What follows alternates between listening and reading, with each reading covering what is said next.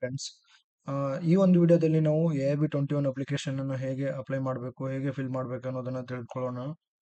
ಆ, ಮೊಟ್ಟ ಮೊದಲನೇದಾಗಿ ನಿಮ್ಮ ಲ್ಯಾಪ್ಟಾಪ್ನ ಒಂದು ಡೆಸ್ಕ್ಟಾಪ್ನಲ್ಲಿರುವಂತಹ ಒಂದು ಗೂಗಲ್ ಬ್ರೌಸರನ್ನು ಓಪನ್ ಮಾಡ್ಕೊಳ್ಳಿ.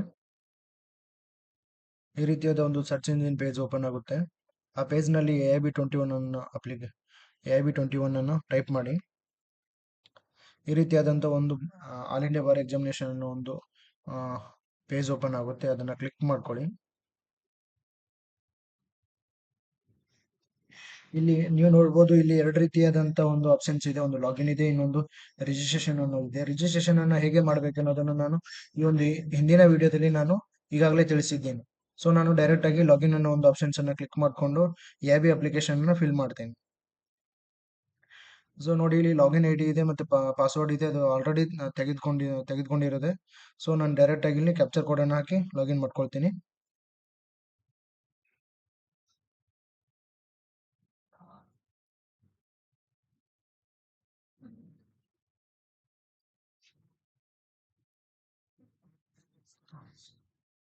ನೋಡಿ, ಈ ರೀತಿಯಾದ ಒಂದು ಪೇಜ್ ಓಪನ್ ಆಗುತ್ತೆ. ಆ, ಇಲ್ಲಿ ಅಪ್ಲೈ ಅಂತಿದೆ, ಅಪ್ಲೈನ ಕ್ಲಿಕ್ ಮಾಡ್ಕೊಳ್ತೀನಿ.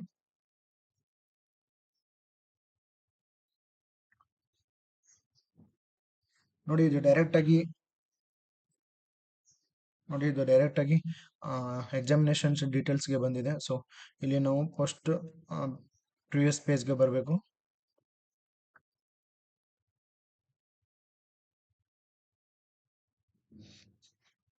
ನೋಡಿ, ಇದು ಫಸ್ಟ್ ಪೇಜು.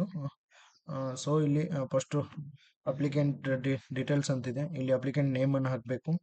ಅಪ್ಲಿಕೆಂಟ್ ನೇಮ್ ಹಾಕಿದ ತಕ್ಷಣ ಇಲ್ಲಿ ನ್ಯಾಷನಾಲಿಟಿ ಅಂತಿದೆ, ಇಂಡಿಯನ್ಸ್ ಅಂತ ಹಾಕ್ಕೊಳ್ಳಿ. ನಂತರ ಇಲ್ಲಿ ಮದರ್ಸ್ ನೇಮ್ ಅಂತಿದೆ, ತಾಯಿ ಹೆಸರನ್ನು ಒಂದು ಹಾಕಿ. ಇಲ್ಲಿ ತಂದೆ ಹೆಸರನ್ನು ಕೂಡ ಫಿಲ್ ಮಾಡಬೇಕಾಗುತ್ತೆ. ಇಲ್ಲಿ ಕ್ಯಾಟಗರಿ ಅಂತಿದೆ, SC ST OBC ಅಥವಾ ಇನ್ಯಾವುದೇ ರೀತಿಯಾದಂಥ ಒಂದು ಕ್ಯಾಟಗರಿಯನ್ನು ಕೂಡ ಇಲ್ಲಿ ಫಿಲ್ ಮಾಡಬೇಕಾಗುತ್ತೆ. ಇಲ್ಲಿ ಜೆಂಡರ್ ಇದೆ, ಇಲ್ಲಿ ಮೇಲ್ ಇದೆ, ಫಿಮೇಲ್ ಇದೆ, ಟ್ರಾನ್ಸ್ಜೆಂಡರ್ ಇದೆ. ಯಾವುದು ನಿಮ್ಮ ಜೆಂಡರ್ ಅದನ್ನು ಕ್ಲಿಕ್ ಮಾಡ್ಕೊಳ್ಳಿ. ಡೇಟ್ ಆಫ್ ಬರ್ತ್ ಇದೆ, ನಿಮ್ಮ ಹುಟ್ಟಿದ ದಿನಾಂಕವನ್ನು ಇಲ್ಲಿ ಹಾಕಬೇಕಾಗುತ್ತೆ. ಇಲ್ಲಿ ಮೊಬೈಲ್ ನಂಬರ್ ಅನ್ನೋದು ಆಲ್ರೆಡಿ ಈಗಾಗಲೇ ತೆಗೆದುಕೊಂಡಿರುತ್ತೆ. ಸೊ ಇಲ್ಲಿ ಆಲ್ಟರ್ನೇಟಿವ್ ಮೊಬೈಲ್ ನಂಬರ್ ಅಂತಿದೆ. ಇನ್ನು ನಿಮ್ಮ ತಂದೆಯದು ಅಥವಾ ನಿಮ್ಮ ಇನ್ಯಾವುದೇ ಗೆಳೆಯರ ಅಥವಾ ಯಾರ್ದಾದ್ರೂ ಒಂದು ನಂಬರನ್ನು ಇಲ್ಲಿ ಕೊಡಬೇಕಾಗುತ್ತೆ. ಇಲ್ಲಿ ಇಮೇಲ್ ID ಅಂತ ಆಗಲೇ ಹೇಳಿದಂತೆ ಇಮೇಲ್ ID ಕೂಡ ಅದು ಆಲ್ರೆಡಿ ತೆಗೆದುಕೊಂಡಿರುತ್ತೆ. ಇದು ಇಲ್ಲಿ are you a person with different abilities ಅಂತಿದೆ. ನೀವು ಯಾವುದಾದ್ರೂ ಅಂಗವಿಕಲರಾಗಿದ್ದರೆ ಇದೆ ಈ ಆಪ್ಷನ್ಸ್ ಅಂದರೆ ಎಸ್ ಅಂತ ಕ್ಲಿಕ್ ಮಾಡಬೇಕಾಗುತ್ತೆ. ಇಲ್ಲಿ ಗೌರ್ಮೆಂಟ್ ID ಪ್ರೂಫ್ ಅಂತ ಕೇಳಿದೆ. ನೀವು ಯಾವ ಒಂದು ಐಡಿಯನ್ನು ವೆರಿಫಿಕೇಶನ್ ಮಾಡೋಕ್ಕೆ ಕೊಡ್ತೀರಾ ಅಂತ ಕೇಳ್ತಿದೆ. ಸೊ ಇಲ್ಲಿ ಆಧಾರ್ ಕಾರ್ಡ್ ಅಂತ ಕ್ಲಿಕ್ ಮಾಡ್ಕೊಳ್ಳಿ. ಸೊ ಆಧಾರ್ ಕಾರ್ಡ್ನ ನಂಬರನ್ನು ಇಲ್ಲಿ ಹಾಕಬೇಕಾಗುತ್ತೆ. ಮತ್ತು ಇದು ಕ್ಯಾಂಡಿಡೇಟ್ ಅಂತಿದೆ. ಯಾವ ಥರದ ಒಂದು ಕ್ಯಾಂಡಿಡೇಟ್ ಅಂತಂದರೆ, ನೀವು ಈಗಾಗಲೇ ಕಟ್ಟಿ ಬರಿತಿದ್ದೀರೋ ಅಥವಾ ಇದೇ ಸಲ ಮೊದಲನೇ ಬಾರಿಗೆ ನೀವು ಬರಿತಿದ್ದೀರೋ ಅನ್ನೋದನ್ನು ತಿಳಿಸ್ಬೇಕಾಗುತ್ತೆ. ಸೊ ನಾವು ಫ್ರೆಶರ್ ಇರೋದ್ರಿಂದ ನಾವು ಫ್ರೆಶರ್ ಅಂತ ಕ್ಲಿಕ್ ಮಾಡ್ಕೊಳ್ಳಿ.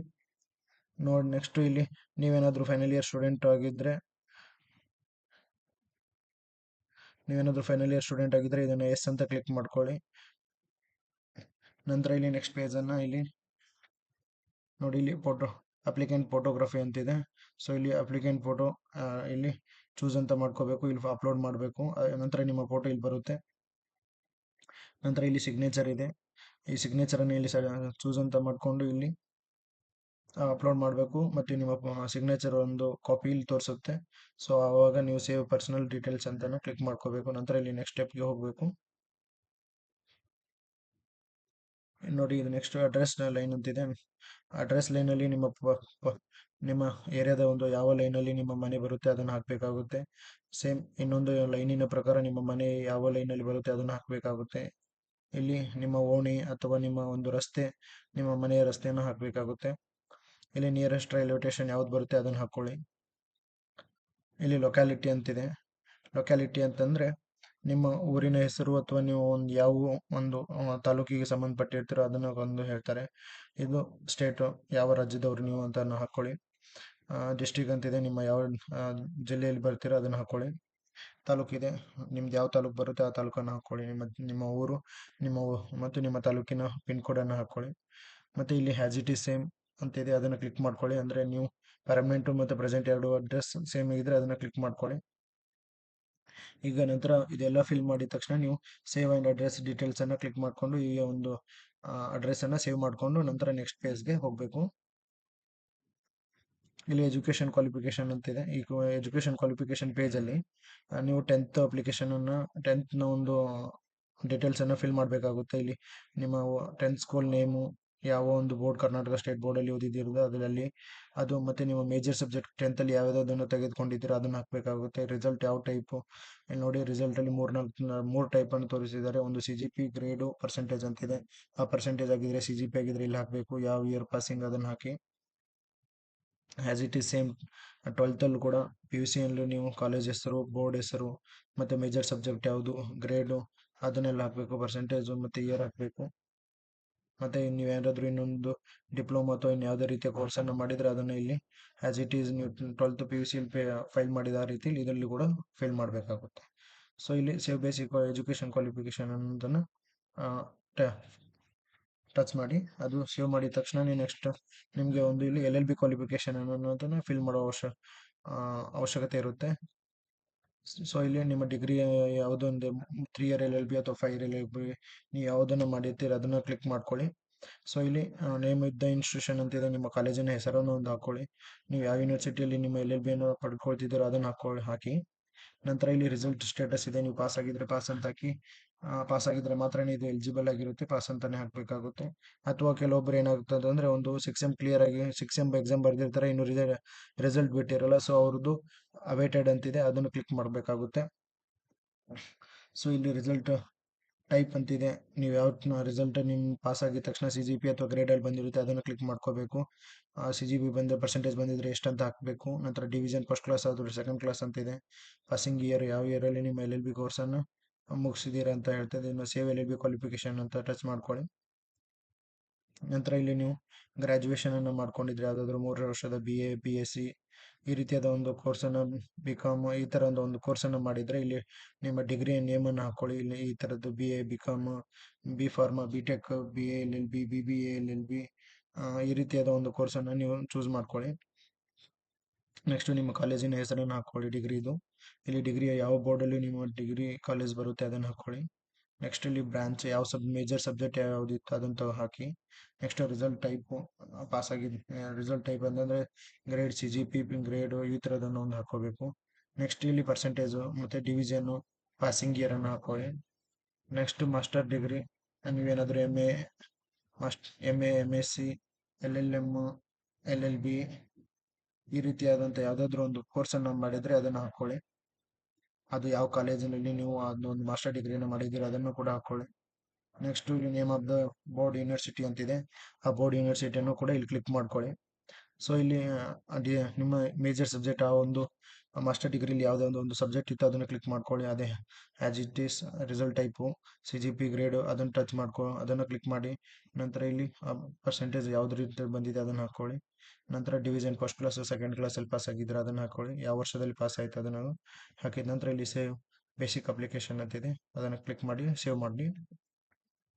ನೆಕ್ಸ್ಟು ಯಾವುದೇ ರೀತಿ ಅದರ್ ಡಿಗ್ರಿ ನೀವು ಏನಾದರೂ ಮಾಡಿದರೆ ಇದನ್ನು ಇಲ್ಲಿ ಎಕ್ಸ್ಟ್ರಾ ಅಡಿಷ್ನಲ್ ಡಿಗ್ರಿ ಕ್ವಾಲಿಫಿಕೇಷನಲ್ಲಿ ನೀವು ಫಿಲ್ ಮಾಡ್ಬೋದು.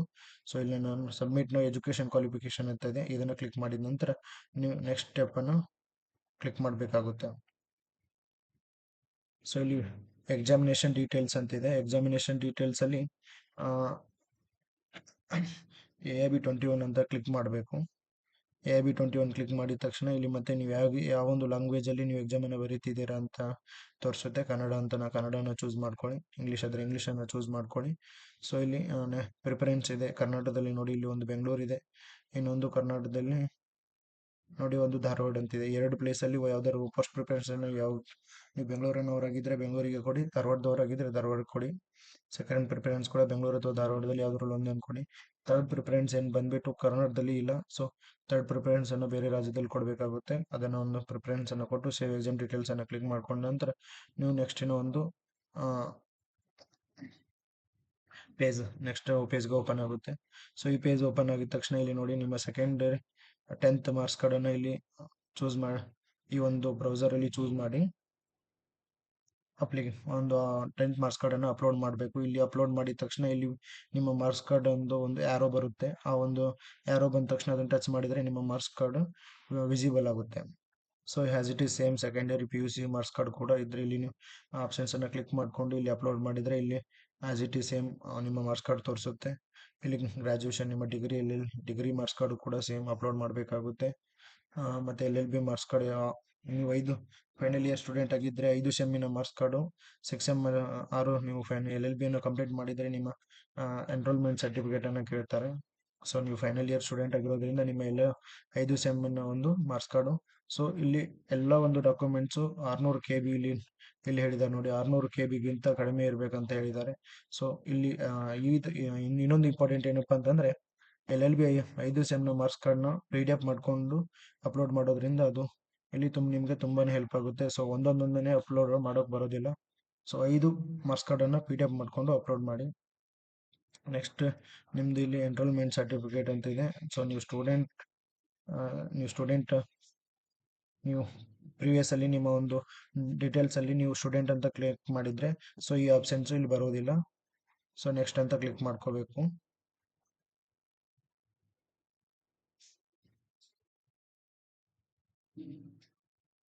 ನೆಕ್ಸ್ಟ್ ಕ್ಲಿಕ್ ಮಾಡಿದ ತಕ್ಷಣವೇ ಇಲ್ಲಿ ಡಿಕ್ಲರೇಷನ್ ಫಾರಮ್ ಬರುತ್ತೆ.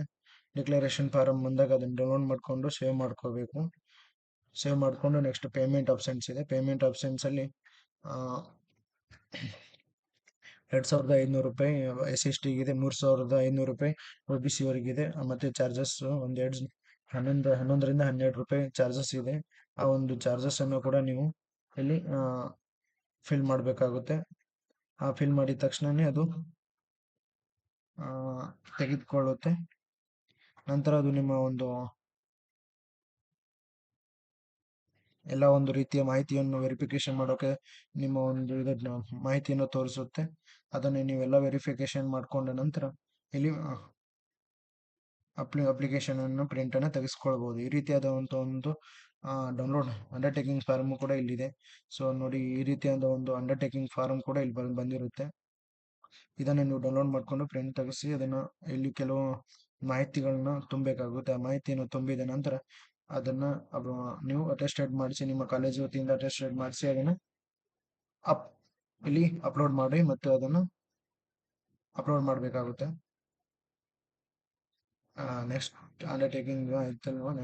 ನೆಕ್ಸ್ಟ್ ಈ ರೀತಿಯಾದಂಥ ಒಂದು ಮಾಹಿತಿಯನ್ನು ನೀವು ಪಡೆದುಕೊಳ್ಬೇಕಾಗಿದ್ದರೆ ಗಣೇಶ್ ಲೈವ್ ಯೂಟ್ಯೂಬ್ ಚಾನಲನ್ನು ಸಬ್ಸ್ಕ್ರೈಬ್ ಮಾಡ್ಕೊಳ್ಳಿ, ಶೇರ್ ಮಾಡಿ ಮತ್ತು ಲೈಕ್ ಬಟನ್